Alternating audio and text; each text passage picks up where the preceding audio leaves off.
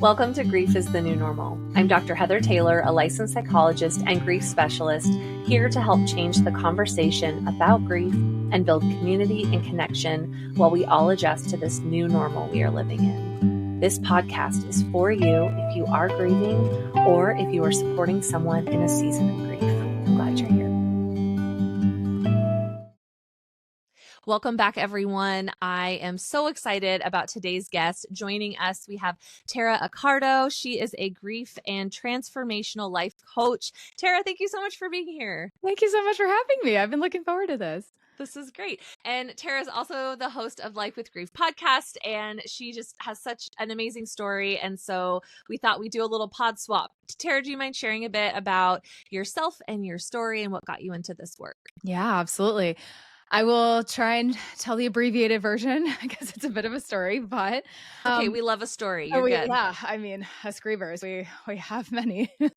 Yeah, so for me, honestly, I lived a pretty loss-free life. I mean, I had certainly lost people. I lost my grandmother. I'd lost one of my grandfathers who I had a complicated relationship with. I unfortunately lost a cousin when he was 20, but I was a little younger when all of those things happened, like 10, 12, early high school kind of a thing. So, I certainly grieved, but it wasn't, let's just say, losses quite as close to home as losing two parents. So spoiler alert, I have lost both of my parents. So basically in around May or June of 2019, my mom was diagnosed with esophageal cancer. So she was 62. So what I would consider quite young still. Yeah. And it's interesting because it felt so random at the time, but she had actually dealt with GERD for many years, for decades, really. Looking back on it now, I don't think we kind of put that connection together. And there actually is no official connection between the GERD and the esophageal cancer, but GERD does directly affect the esophagus. So I'd be shocked if there was not some correlation there. But unfortunately, really, it was just caught, frankly, too late. She was not the type of woman that wanted to go to the doctor. My mom was like a little fairy walking amongst us. She really was just like, I say this in the best way possible, marched to the beat of her own drum. She was just like Taurus, hardcore, just this little fireball of energy, short, blonde, curly hair, looks nothing like me for those who are watching on video. And she was just wild and in the coolest way. And so it got to the point basically where she had a 10-inch tumor in the esophagus, which again, mind you, she's like 5'1". So like 10 inches, you can imagine if you're like looking at your own, body, it's very large. So because she dealt with her GERD through more, let's say, holistic methods, which I have no problem with. I like to think of myself, I openly talk about this. Like I kind of think of myself sort of somewhere in the middle, right? I love holistic health. I find that very interesting. I practice that myself, but have an appreciation for Western medicine and tests you can take and things like that to catch these things, hopefully earlier, right? It was caught too late. So basically, she got to a point where she was kind of having trouble breathing, keeping food down. Like we were just like, Mom, this is like, you got to get this looked at. Like, what's going on? So eventually it got to a point where I'll never forget this night. I was going to dinner with my now husband and his family. And my dad called me and he was like, hey, Mom just came into the living room. She's like not able to breathe. She's having a lot of trouble breathing. I'm taking her to the ER. And I blacked out sort of what happened after that, really. Not even just that day, just like how we got to the diagnosis. But basically not long after that is when she was diagnosed. So she did go through treatment. She went through chemo, went through radiation. It just wasn't, it wasn't going to go away. So she ended up getting a stent that would help the breathing and everything. And, I think they were hoping to maybe shrink it, but ultimately it's like it was going to prolong your life for what? And eventually she also had a tracheotomy. I won't go into all the details of that, but there is a whole lot of grief attached to that for all parties involved. Never hearing my mom talk again, that kind of thing. And so later that year in December, she passed away. So maybe like 8-ish months roughly from diagnosis to death. And then my dad throughout this whole time already had prostate cancer. So he had been diagnosed like 5, maybe 6-ish years prior to my mom. He had gone through various treatments. I mean, it was ultimately managed, right? And then But once my mom started getting sick, I remember at one point they both had pneumonia at the same time. My dad was 13 years older than my mom. So he was like 74-ish, whatever at the time. It was a little scary. My grandmother also had pneumonia. It was one of the contributing factors to her death. So that just freaked me out a little bit. Sure. So they got through that. But, once my mom died, my dad was not the same person, which how could you be, right? It was your wife of over 35 years. It's your best friend. I don't think he knew how to do life without her, quite frankly. And there's even studies around this. I am so convinced that a lot of the reason that he died 6 months later was very much of a broken heart, or just there's just something about the will to live, right? When there's something kind of more to live for. And not that I wasn't enough, and I know that now, but like my dad and I had very honest conversations, when he was in hospice, and he's like, I want to go be with mom. I'm ready to be with mom, kind of a thing. And, I knew he didn't have to say, like, it's not that I don't want to be here with you. I was just like, it's okay. It's okay. Yeah. But basically his cancer ended up metastasizing from the prostate into his back and into his brain, which was very scary because, my mom was still with it, quote unquote, until She was still very much her. Yes. Yeah, as much as she could be. My dad, he was the opposite of my mom in the most beautiful way. He loved Shakespeare, literature. He was a criminal defense attorney, but he was also an artist and sketched and painted. They don't make them like my dad anymore. I'm convinced. Just such a breath of fresh air. To see his capacities go in that way, he was kind of in and out. It was really strange to watch. As a daughter, I'm an only child, so just navigating all of this. I'm going to say by myself. I had a great support system, friends and family and everyone who loves me, but We're in the day to day. Like this was your normal. This was your reality. This was your weight. Exactly. And I just didn't have, and I know plenty of people who have siblings that are not supportive, MIA during the whole thing, so just because you have siblings doesn't automatically mean you feel more supported, but there's at least one other person out there that can kind of begin to understand. Yeah. So he died about 6 months later, as I mentioned. So July of 2020. So height of COVID and all of that craziness going on.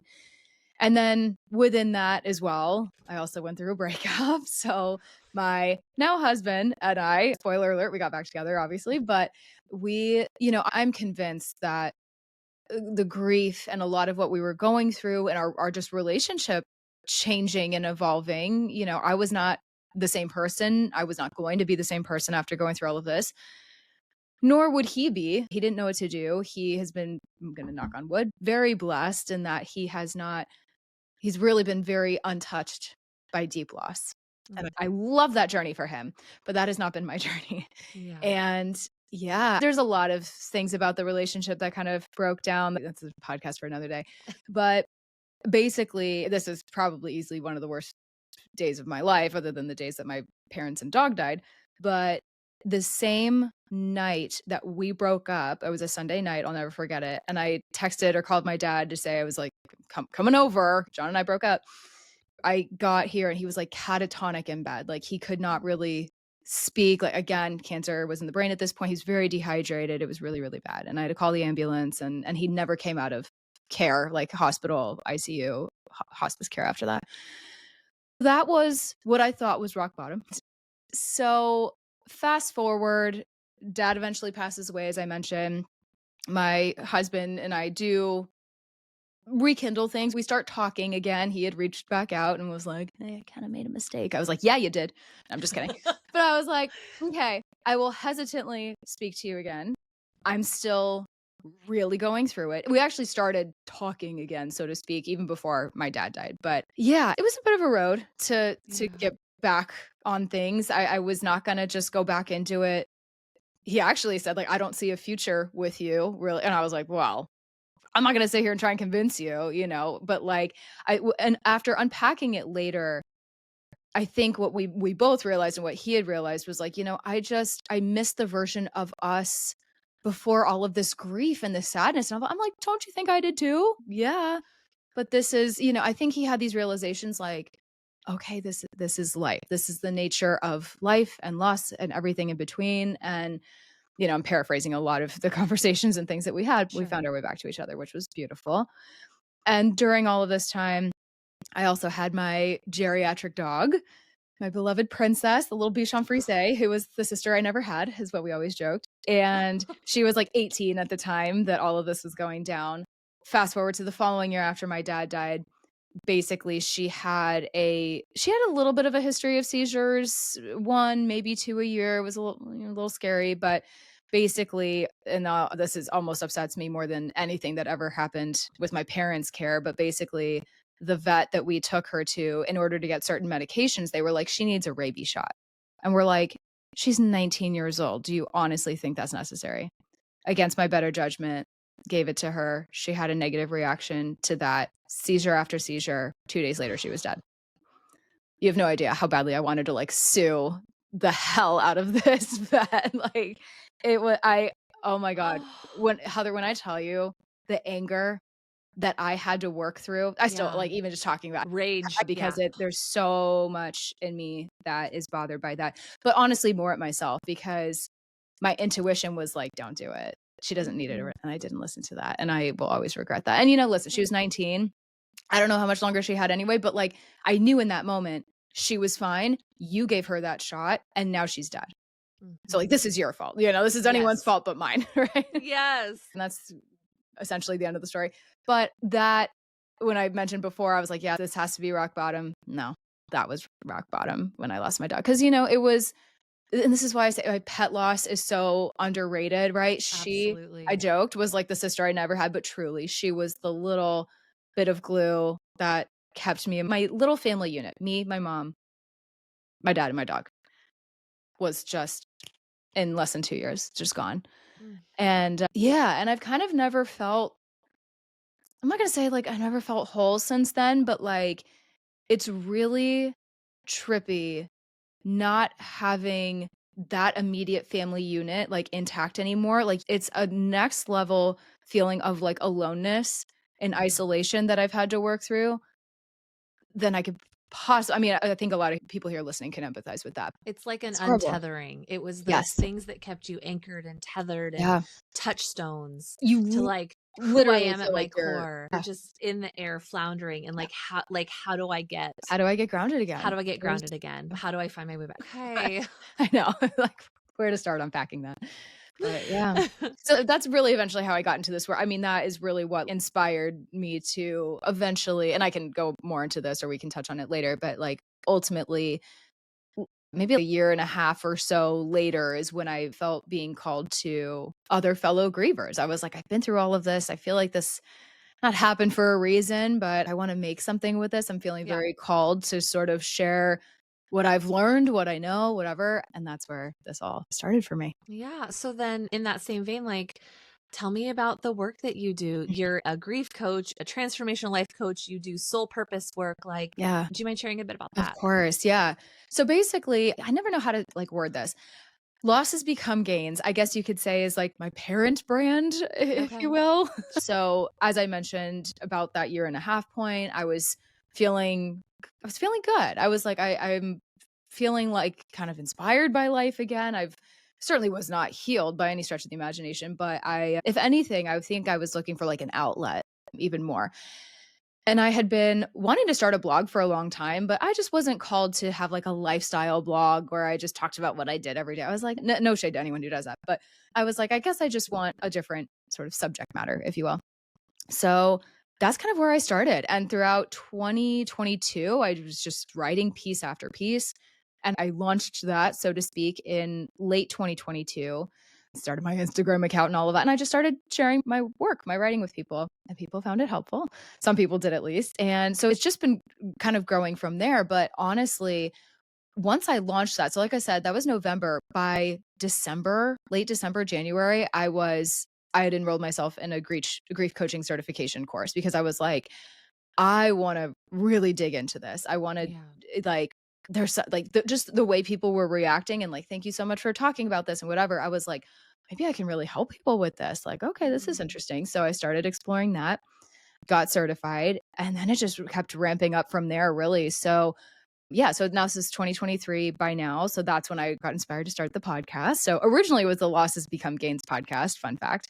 But eventually last year, I think I had changed it to Life with Grief because I just felt like, first of all, it was like easier for people to search if I'm being very honest.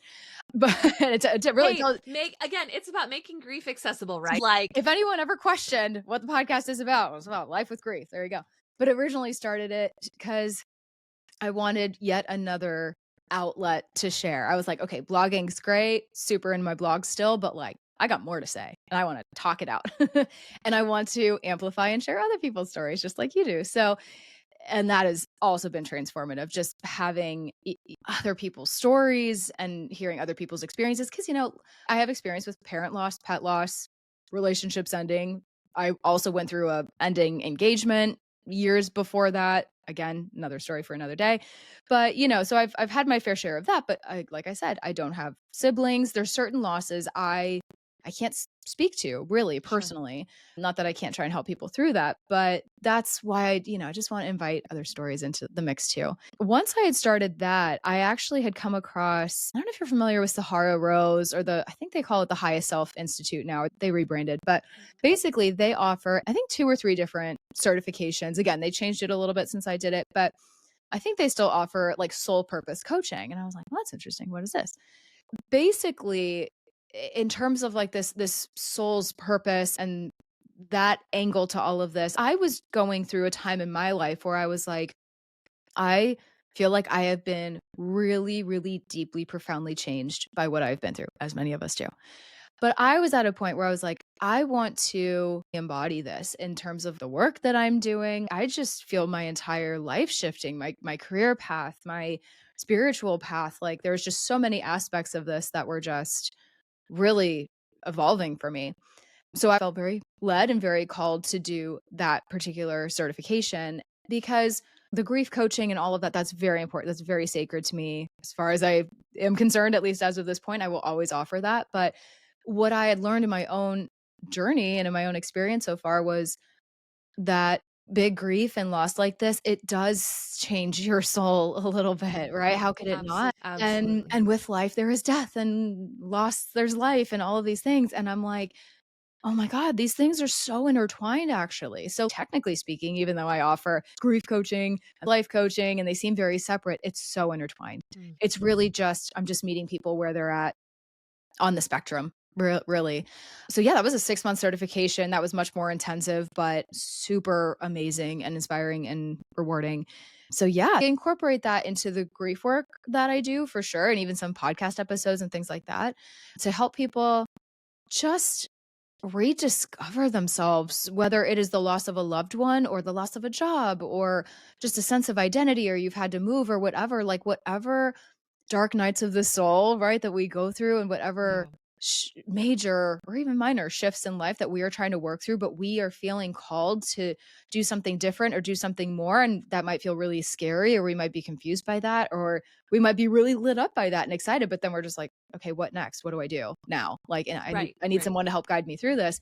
That's where I can come in, just to kind of help provide a little framework and be a mirror, ask some questions that maybe they don't know how to quite ask for themselves, and help get to the bottom of it. So yeah, that kind of, I think, summarizes.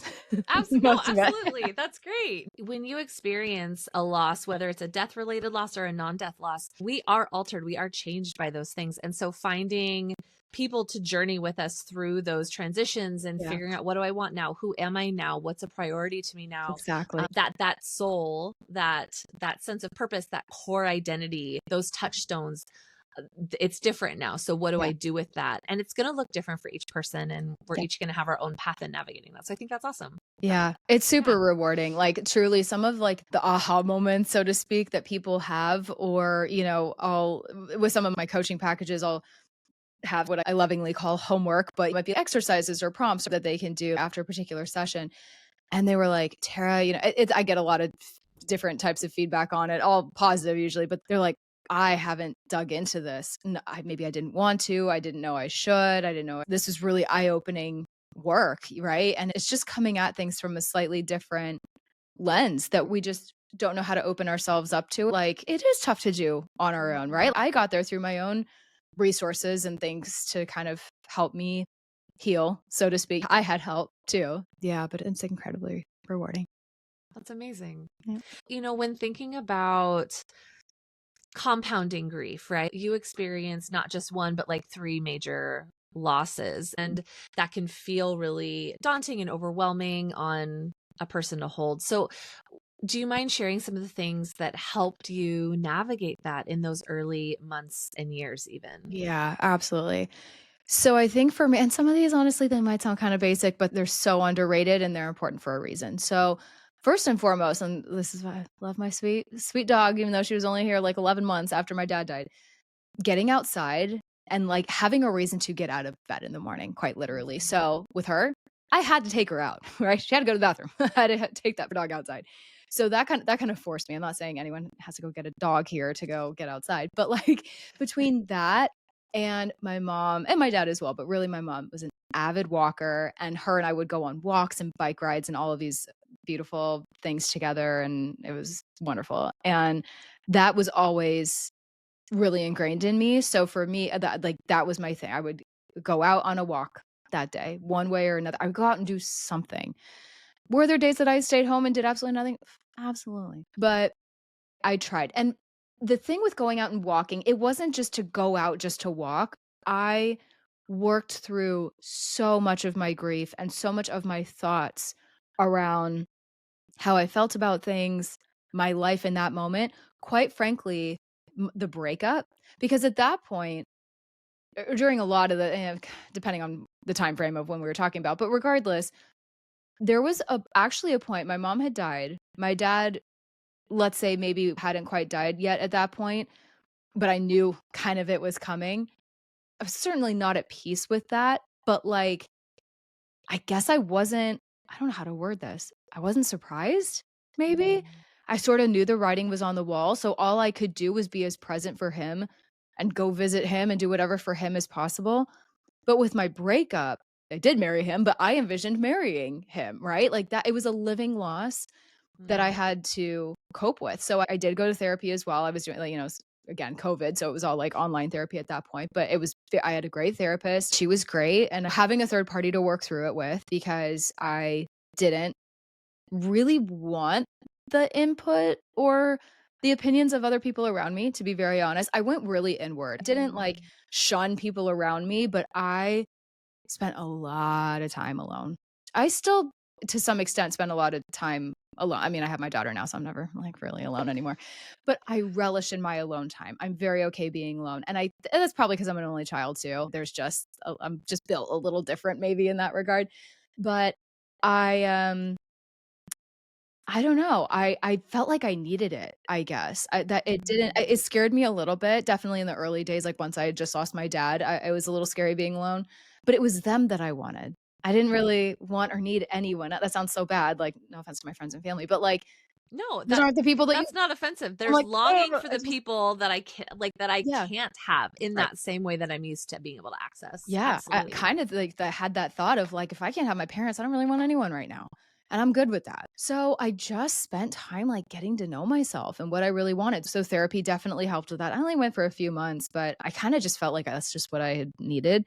I walked a lot, listened to a lot of podcasts about a variety of things. There was a book that a friend had sent me by Glennon Doyle Melton. I think her name now is, oh my gosh, what is the name?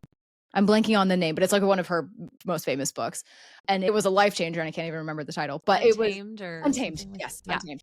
That was a game changer of a book for me, so highly recommend Okay. it to everyone. I don't know what it was, but, she had been through her own versions of grief, looked different than mine, but I just what I realized was even if I wasn't totally ready to hear it myself, and this is the approach I take now as a coach and as someone who has a podcast and all of this, I always preface the things that I say with like, even if you're not ready to hear this now, that's okay. I don't want to force anything on anyone. You just save that in the back of your mind for later, maybe, because I swear the more times you hear these things or the more times you hear stories of people that have also been through it one way or another, you understand what resilience and what building a life after loss truly means and what that Yeah. looks like and how that joy and that grief and all of that can truly coexist. And it's striking that balance. And some days are always going to be harder than others, and that's okay. So I think I just those were a lot of the more like tangible coping tools and things that really helped me just again get in touch with myself, get to know myself, get to understand like what I really wanted. Cause especially getting back together with my now husband, I was like, I was not gonna settle. Yeah. Heather, I literally was like so ready to move to LA, be with some other friends. I was like about to get up out of here, which Wow. don't make any huge decisions when you're grieving, for the love No. of God. And honestly, I couldn't have anyway, because like I had my parents' probate and condo and stuff to deal with, and it was like I wasn't going anywhere. But I thought I could and I wanted to, because I was like, I'm untethered. What am I going to do now? Like literally untethered, right? By those around me. And so, yeah, I definitely went through my moments of weakness, or like, I'm getting the hell out of Dodge. But ultimately, I think things worked out the way that they were supposed to. But journaling was also really, really helpful. Just having little practices, morning practices, evening practices, whatever, to do my best to get myself in a good headspace as much as I could be, understanding that that headspace might not be very good. It was whatever I could muster that Yeah. day. And that still goes the same for me today. There could be 50 million other things that I, have going on now that maybe isn't even related to my original grief that I'm stressed out about. Life can be stressful. We have jobs, we have whatever that we have on our plate. So even outside of grief, quote unquote, having those little daily rituals and practices and things like that, I think are so, oh my God, I cannot recommend it enough to Well, I everyone. think, especially coming from a place of that untetheredness, rituals help anchor us in the present and in the now. 1000%. And Yeah. so, and in hearing you say that, I'm like, yeah, like you used those rituals, whether it was I get home from work and I turn on the hot water and I make a cup of tea and I Yep. just sit, or I change out of my work clothes, like that in and of itself is a ritual. And if that helps anchor you back into the present, Yep. to ground you, that's so important. And that helps us Yeah. put ourselves back together in a new way, because there's some predictability when nothing around us feels predictable or normal. Like it all feels foreign and disconnected and Yeah. overwhelming. And so if we can find ways to make meaning in those rituals, that's what helps us rebuild after loss. Yes, I could not have said that better. I didn't realize this at the time, but becoming a grief coach and understanding coping mechanisms better now. I think I literally just posted something about this maybe yesterday, about watching the same shows over and over and getting comfort out of that, because your brain is just like, it's either working really hard and it needs something easy, or that predictability, comfort, and knowing what's going to happen next. I had just come out of such a long period, felt long to me, of prolonged what's going to happen. I was literally living on edge. There was a hyper arousal, hyper awareness, waiting for Yes. that shoe to drop. Yep. Waiting Because for like mom gonna die. worst shoes had dropped, and now it's like, oh my gosh, one more thing is going to push me over the edge. I need something familiar, predictable, comforting. Like Yep, exactly. the amount of times that I've watched The Great British Bake Off, like Yeah. That's my happy show. it's my show. Literally, I'll turn it on, and my husband's like, "You don't wanna," he loves it too, but he's like, "You don't wanna watch anything else?" I was like, "No, I have a rough day. I just wanna be happy right now." He's like, I just "Okay." my cozy blanket. I want an emotional support beverage. Please. And I just want that on, even if it's in the background, even if I'm not even really watching Yes. it, but like the characters, the story, Oh, the predictability so of it. wholesome. It's just like, Yep. I Yeah, can I can breathe breathe. for a minute. Mhm. I don't have to be worried about something. I can Just be. just Yep, be. for, like, Yeah. a hot second, and whatever little escapism we sort of have, and, like, I would say, like, healthy ways to escape here, but I would consider that one of them. Just anything that can spark joy for you, just, like, a little bit.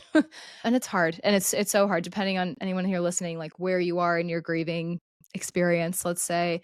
If it's those earlier days, like, be so Yeah. gentle with yourself, and, like, and really take the time to do those little rituals or those little things, make that cup of tea or make that cup of coffee and make it like the best thing you've done all day. And like, just give yourself that one thing to look forward to. Cause like it does matter. And those things do build up over time. And then like pretty soon you're like, oh, I'm doing two things a day that make me feel good. Okay, now there's three, and then that's how we can rebuild some hope, I guess you could say, just a little comfort, that sense of stability, whatever you want to call it, over time. Absolutely. Yeah. So with your podcast, Life with Grief, Mhm. it talks about how do we carry our grief moving forward, like Yeah. the day-to-day experience. Can you tell me a little bit more about how that came about? What does living with grief look like now for you? And how does that ripple into the work that you do with your clients? Yeah, definitely. So, I mean, with the podcast, like I said, it's a mix of solo and guest episodes. With the guest episodes, and I love guest episodes so much. I'm so excited to have you on mine too, because what I love about those, I don't always want to be the one that's the only person talking at people, right? So I want other people to, like I kind of mentioned earlier, hear other people's stories, hear how they're living with grief and how they've created meaning and purpose with their grief in tow. And I guess for me, to kind of answer your question, that's ultimately what living life with grief is. It's like, it's just figuring out what that looks like for us now. So is it those little rituals that you put into place? Is it, it's reworking holidays and anniversaries and those things that we are wired to have our loved. It's like, okay, how do I rework this? How do I reimagine my whole freaking life? Because loss, especially losses of loved ones, really, depending on the loved one, it can touch every single part of your life, like Yeah. literally. And I think whenever I hear insensitive comments or I hear other people have experienced insensitive comments, why shouldn't you? You should be over it by now. It's been a while. Get over it. All that kind of stuff. When are you getting back to normal? Oh my lord. There, first of all, no, there's no. No. But yeah, okay, there's gonna be a new normal, but like slow your roll. People forget that. They forget how many ways our life is touched by loss. It's not just the lack of presence of this person now. We might have been financially affected. We might have been, oh my God, the list goes on. I think that's really important, is just to amplify other people's stories and how they've basically gone from their rock bottom to where they are now. And then the other way I love to do this is through solo episodes, just addressing, I just want to be super real and meet people where they're at with certain coping tools or common things that we go through and feel in our grief. So I think like a recent episode I did was around like disenfranchised grief. That I got a lot of positive feedback on that one. There, a lot of people being like, "Thank you for talking about this," because the disenfranchised grief is another topic, but it's like those losses that are not acknowledged, not publicly mourned. There might be shame around those or whatever. And people wonder why people are having a tough time, quote, getting over their loss. Are you kidding me? Because we have to go back to work in 5 to 7 business days because no one's acknowledged this XYZ loss that someone has maybe gone through, but they're really struggling with it. But they feel like they are so isolated, don't have anyone to talk to about it. Of course, that's gonna affect us short and long term. My whole thing is just like, okay, like what does anger in our loss look like? What does envy and jealousy look and feel like? And why is that important to acknowledge? So I don't shy away from those things. I really try not to and really like, okay, like let's dig into this actually. Let's acknowledge why these things come up and why it's really valid. But at the same time, I'm gonna not just validate you here. I'm gonna do my best to try and help you like shift your mindset around it and work through it and like, okay, here are some coping tools on how to do that. That's the way I always try and approach it. It's like, I never want to leave anyone like empty handed. It's like, okay, Tara, thanks for telling me why I'm angry, but now what? So Yeah, like, right. no, What am I I'm trying supposed to to help do you with out that? here. I mean, and I think Important.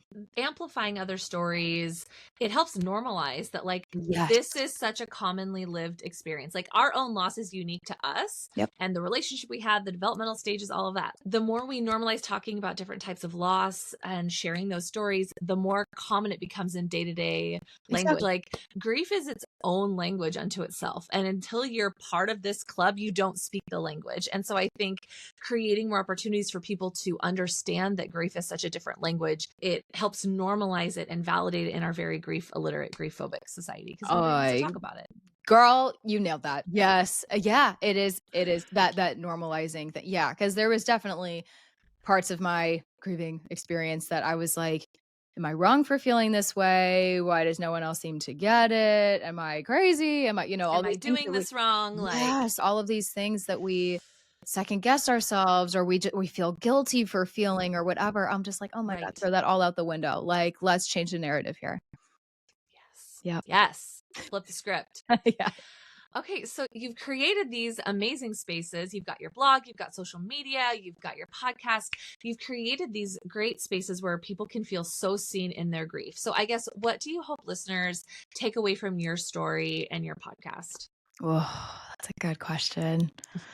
You can still laugh again. You can find joy again. You do not have to stop living. The number of people I just will see comments from, even if it's not on my own content. I literally see this sometimes just on, we're in the grief space together on social media and stuff. Like I see it on other people's posts too. My life has just stopped. I'm so stuck. I'm this, I'm that, I'm another thing.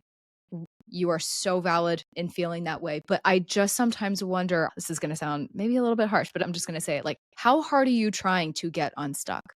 Like, I maybe this is just me. It's the way that I was just came here designed. But I just was like, I definitely felt stuck after my parents died, but I was like, I'm not gonna just sit here and live in this darkness and misery. That's for me, like, I don't want that for myself. Like, I wasn't, and people have asked me too, actually, because my parents weren't here to see me get engaged or get married or now have my daughter, which is unlocking a whole nother thing All of those grief for secondary me right losses. now. Oh my God, let me tell you. And I know people, and I've spoken to people, and just again seen comments where like, I can't get married now. I can't even have kids now. I can't, like they are putting major pressure on themselves and making major life decisions and changes because they have lost someone. And I never want to speak for anyone's loved one or anything like that. I'm always very cautious to do that. But I just kind of like gently ask, like, would your loved one really want that for you? Like, they're not going to want you to stop living your life or put dreams on hold or not go on that trip that you have always dreamt about that you were going to go on together, but it's like too painful to do without them now. Maybe because I actually have a second podcast called Taste Toast Travel because I'm all about like food, drink, and travel. It's something I'm also really passionate about. And I just was talking to someone on there about solo travel and how beautiful that can be, even just outside of grief. But I'm just like, in saying that, where I was going with that was like, well, maybe you use that opportunity to go on like a solo trip.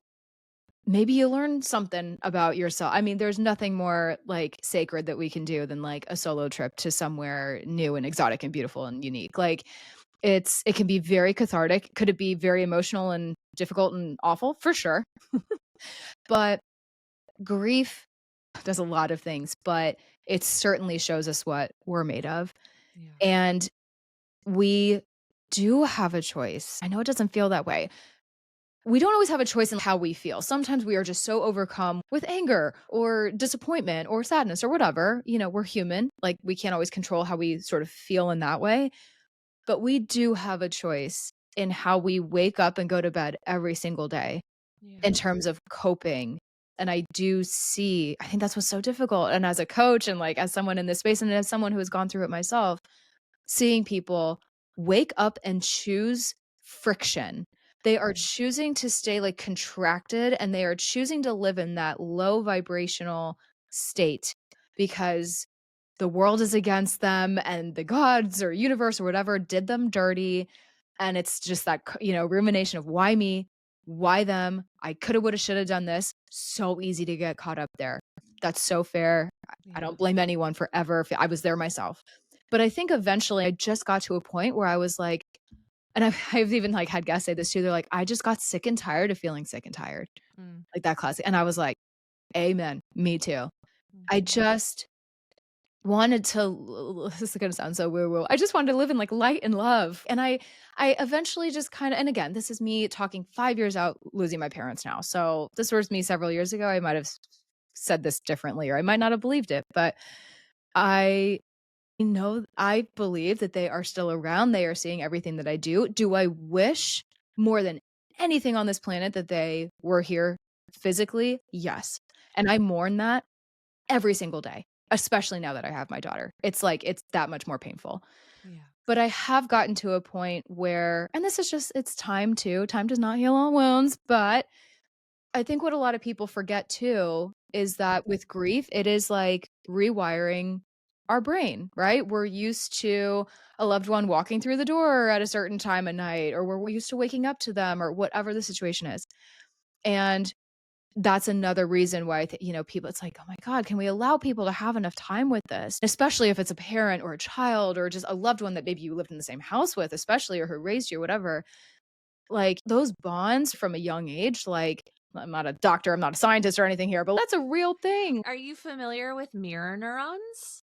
Yes, I think so. Mary Frances O'Connor's book, The Grieving Brain. I'm obsessed with it. I Yes. recommend that book literally to everybody. If you spent 10 minutes with someone, it creates mirror neurons in your brain that light up when you're with that person. And if you've lost someone who was in your life for 10 years, 20 years, 30 years, those mirror neurons cannot light up in your brain in the same way anymore. And so it changes the entire landscape of your brain, and it has to rewire and rework. How do I access those parts of myself in a new way? So yeah, it's not going to take me 5 days to bounce back from losing someone who was important to me for 5 years, 10 years, 15, 50 years. Thank you. Because our brains are altered. And so there's some neuroscience for you. There's a science. And actually, you know what's so funny? I actually just got her new book, The Grieving Body. Yes! It's holding up my microphone right now. But I'm excited to read it because, again, grief, it affects the brain, the body, all the things. More than just being sad. Yes, for the love of God. So I can't even remember your original question now. But I think it's just taking all of this into account, right? Yeah. And if we ever feel like, am I doing this wrong? Am I crazy? Am I whatever? Everything you just broke down beautifully, consider that. Please consider how it is affecting your body, please. And that's why, I guess, coming back to my point about making choices is like, we always should be treating our body as a temple, I think, but really, especially when we're grieving. And it's like those basic things, like, please make sure you're drinking water. Please make sure you're getting out and getting fresh air and whatever. And like, and sleep. Yes, caring for yourself, which I know, especially with sleep. Oh my God, I've never slept worse than right after my dad died. It was absolutely so bad. Yeah, it was. Yeah. Anyway, it was dark.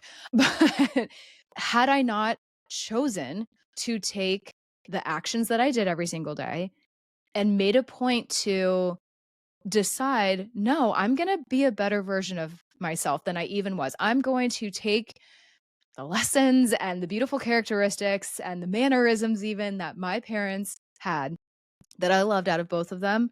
And I'm going to apply that to my life. And now I'm going to pass all that good stuff along to my daughter. And I am going, gosh darn it, I'm going to be a good and better person for this, you know? Well, there's two roads you can go down when you're grieving and have been through something difficult. And I was like, well, that dark one down there, that's not an option for me. So I always remember, you mentioned the time heals all wounds phrase or whatever. And when I was volunteering with hospice, I remember one of the groups we ran and we talked about that phrase. And it's like, there's an Irish saying that it's like, sure, time can heal all wounds, but really it matters what you do with the time that helps you heal. Oh my God. Thank you. Yeah. So it's not like letting time pass passively. Nothing is going to change. Like you have to find ways to take action, even if they are micro movements, even if they were micro choices, that is still a step forwards versus just stuck and stagnant and waiting for a magic wand to just wave and suddenly I'm going to be okay. Like grief alters us on such a deep level. You have to take micro movements to move your way out of it, to figure out how to oscillate between the grief work and the life-giving work. If you're only grieving, you're forgetting why we're living. And if you're only living, we're not honoring the pain that our bodies and brains are holding. You have to oscillate between those two spaces. Girl, louder for those in the back.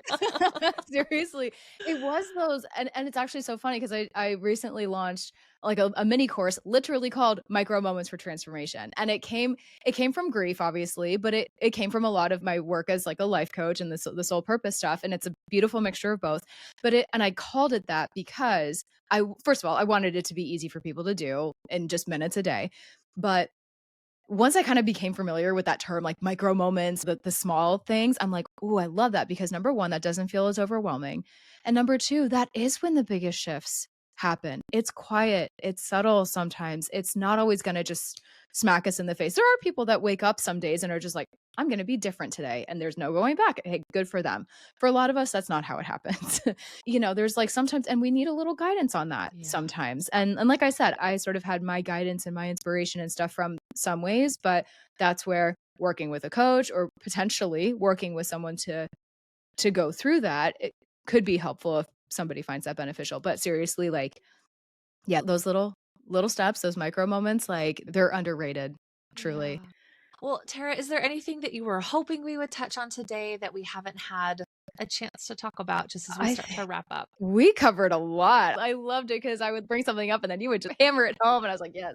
No, I really feel so just lit up by this conversation. This is so great. My whole thing is just instilling hope in people and doing it in a way that I always like to say, I definitely come to the table with as much positivity as I can. I'm not like this 24/7, of course, but not like toxic positivity, right? And I think there's definitely I've seen that around in the grief space. Not any particular person, actually. If anything, it's like grievers struggle with that. They almost feel like if we seem too happy, or if like we're doing too well, they're like, what Are do you you even really grieving? what do you know anyway? Like you don't understand me. You don't understand my grief, and like you're like literally like I've had people not like say so directly to me that you're too positive, but again, it's so dependent on where you are in your grief too. So I think that's also, something to consider. I guess what I just want to say is if you ever see someone like almost seeming like they're doing too well, or it's, like